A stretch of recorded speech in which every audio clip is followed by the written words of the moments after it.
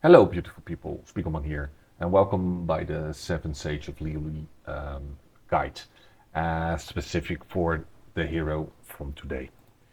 Um, I heard that a few people have problems to get past stage 3, and to be honest, the first 3 stages of this boss at least should not be that difficult if you understand the mechanics. Um, of course, I did all my attempts. Um, the important thing is that there are two mechanics that you need to keep into account. The first one is that he starts to hit harder, and if I'm correct, it's about the turn meter reduction.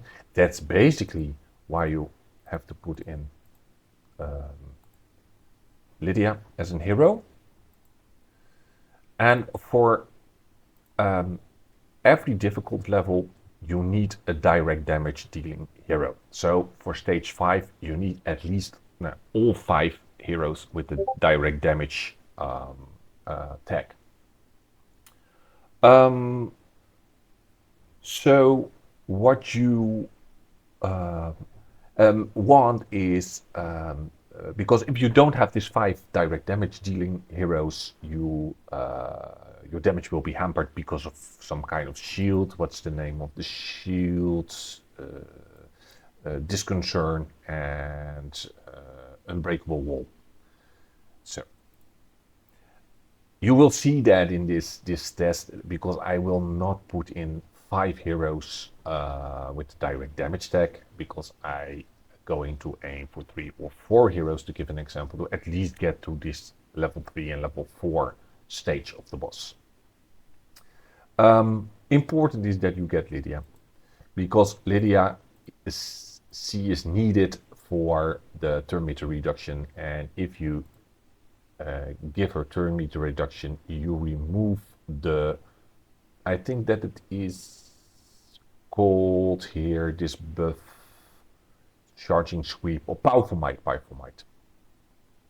And you don't want powerful might on the boss, because he will hit hard. The second thing is that the boss needs a severe wounds on him, because if that's not the case, he will give you a non-removable debuff, which lowers the crit rate of your heroes. And most of the heroes in this setup are crit rate build. For example, my Jingle Bell, it's a crit rate build hero. So if you remove 60% of the crit, it gives basically 60% less damage. And it's a stackable debuff, so at one point she is not hitting really hard, and it hampers your damage to kill the boss. So to get the severe wound, what I did is I used Lucifer. And Lucifer's second attack gives a severe wound, but there are other options for the lower levels, because Lucifer is a direct damage dealer. What I did, because I needed the severe wounds before the boss act, is I gave him a speed of 2350, a little bit more, so that he just acts before the boss acts, and I could use the S2 to give him severe wounds. The other option is, for example, Guhana, and especially if you have her exclusive too, it's a great hero, because she gives attack up and important speed up too. So in this case, we're going to get Guhana. Let's see where I put her. Guhana. Yes, yes. Then you need some kind of direct damage dealer. In this case, it's Jingle Bell. She is here just for damage and to kill the boss. And the other two are support. And in this case, because I have already 2 direct damage dealers, I can put in just 1 additional direct damage dealer um, and one other support. For example, Big Jack, whatever. What I do now in this case is I will put in Sung because he gives a nice shield to help protect the heroes. He will deal a quite decent amount of damage, and he does heal with his ultimate. Other options, for example, in this case, would be if you have Des exclusive 3 and Boffini at least exclusive 1, to put them in also to give a lot of buffs. This is a good team, those two, if you don't have Guana exclusive 2. Because if you don't have her exclusive 2, she will not give speed up. Those two heroes will give it. So if you remove her and put them in, you need a severe wound. Lucifer can do the job, and there is this cat-like warrior, this one I've Tolaxia or something. She also has severe wounds as an option. And in this case, what I will just do, because it's just an example, which I will fail because I need 3 direct damage dealing heroes, is I will give, make it a bit strange with heroes that most people have. So Guana, severe wounds, turn meter from Lydia, the damage dealer. And then what I will do is I put in a wrister and I will put in a sun. Okay.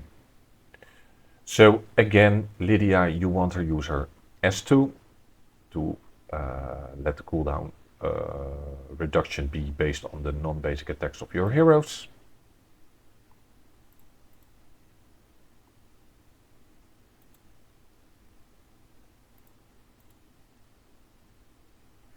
Now in this case, what you want, because if this one is on cooldown 1, he will use this attack. It's a normal attack. If this one is on cooldown 2, he will do his basic attack, and his basic attack is quite hard. And for this basic attack, you need the wounds on him. So in this case, I use the basic attack of Guana, not the speed up or the heal, because I need that debuff there. You will see what happens if it's not there.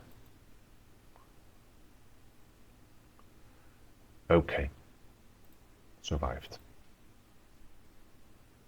Now I want the shields. Now I want speed up.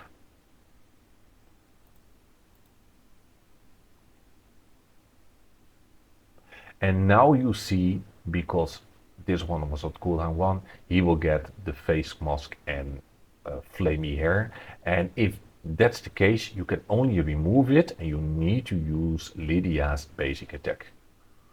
So every other round after he attacks, you need to do Lydia's basic attacks. The other two of the other rounds, you can use her attack 2 to give attack up to your heroes, or use the ultimates to give her the rainbow debuff. And you see, oh, now because of wrister, she uses the basic attack, you see that the buff is removed. Now, this is on cooldown too, so what I know is that the next attack is the attack that will give, lower the crit damage if he doesn't have the wound debuff. And in this case, I will show you what happens when it's not there. And now I hope that my team will not be killed. Let's see.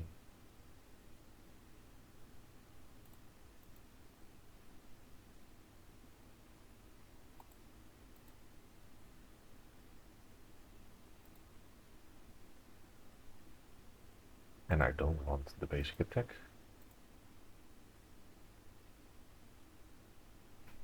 And you see now this buff is there. And this buff, each layer reduces crit damage by a certain amount. And you will see that the crit damage, I think it's 60%. It's stackable. So 60% less damage. And this will hamper you. After a few rounds, you will see the damage is dropping off a significantly amount. And maybe you can even see it now already. Yeah. Like where previously I would have like 4.5 K damage, it's already 2-3 K damage. Now he doesn't have the flaming hair debuff, so I don't need to use his basic attack. I can use this to, or in this case, the ultimate. And you see already Lydia is doing like 11,000 damage instead of like 100,000 damage.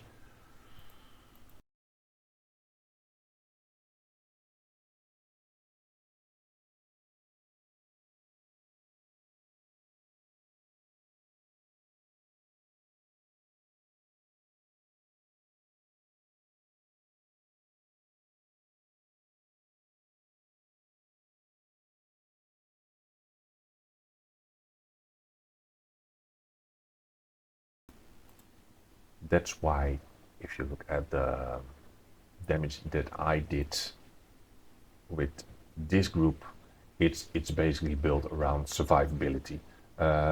My team stayed alive till I think it was round 18. At round 18 of the turn 80 of the boss, one of my heroes was killed. I think it was Lucifer, and yeah,